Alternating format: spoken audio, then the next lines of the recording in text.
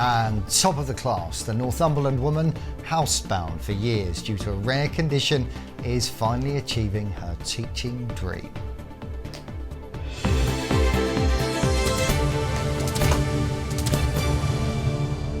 Next, to a big update on a story that we've followed a lot here at Tyne Tees, and a Northumberland woman is now a step closer to realising her dream of becoming a teacher.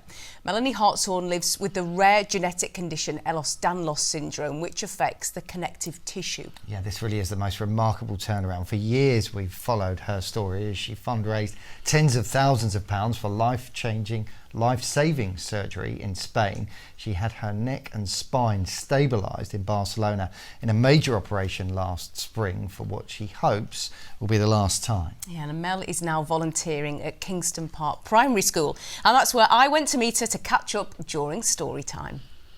Yeah. I know that one. This is Mel as I've not seen her for a very long time. In fact, ever.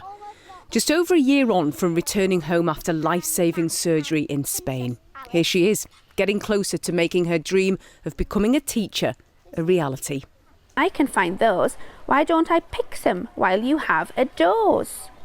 Does that mean what's she going to do? She's going to have a sleep. She's going to have a sleep.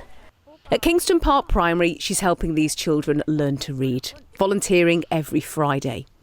Too young to understand the magnitude of what their teacher has overcome just to be here, they're just happy to listen to a good story. I think I can help, said a small squirrely snail. Well, it's really fun to listen. We get different books and tell her what book we forgot. Spencer, do you like reading with Mel? Type yes.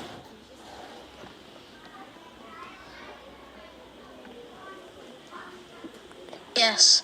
She makes me laugh and giggle a lot and happy. We get to change our library books and we even get to talk to Mel. If you don't know how to say the word, she helps you. I just like it how we have someone to talk to when we go to the library. I first met Mel after she graduated on a stretcher at Newcastle Uni.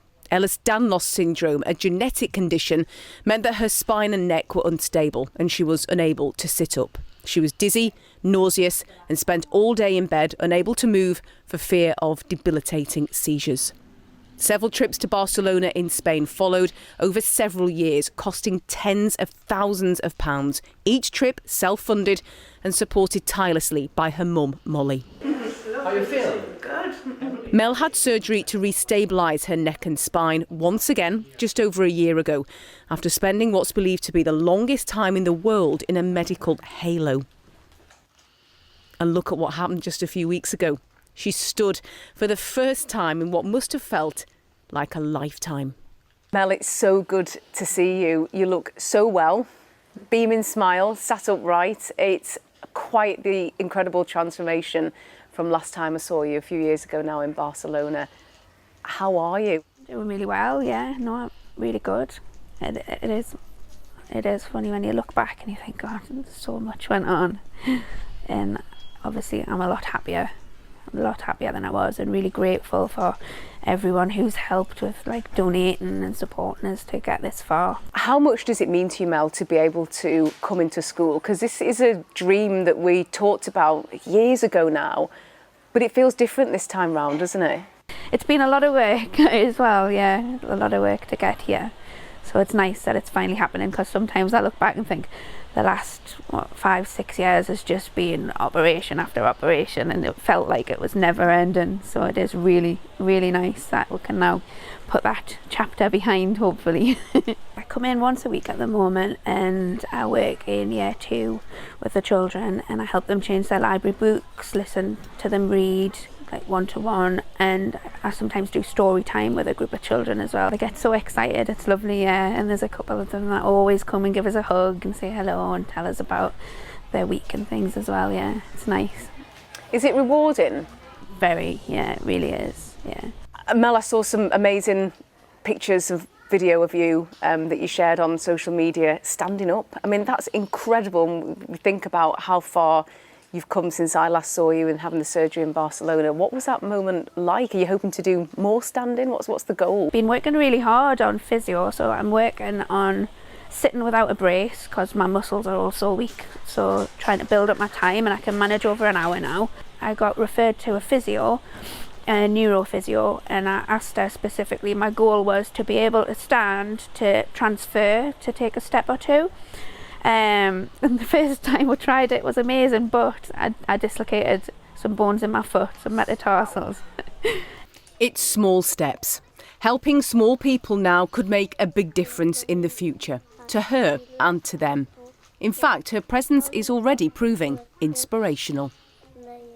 The children absolutely love it when Mel comes in to read. They get very excited. In terms of what Mel brings, you know, obviously in schools we want as many volunteers coming to work with the children as possible. And Mel is obviously a very inspirational volunteer who has absolutely demonstrates in every day of her life all of those personal skills and qualities that we want to really enhance with the children, such as courage, determination, resilience. So she's just an amazing role model. Mel hopes the future holds only bright things for her now, with lots still to do and dreams still to realise. You're welcome, darling. See you next week.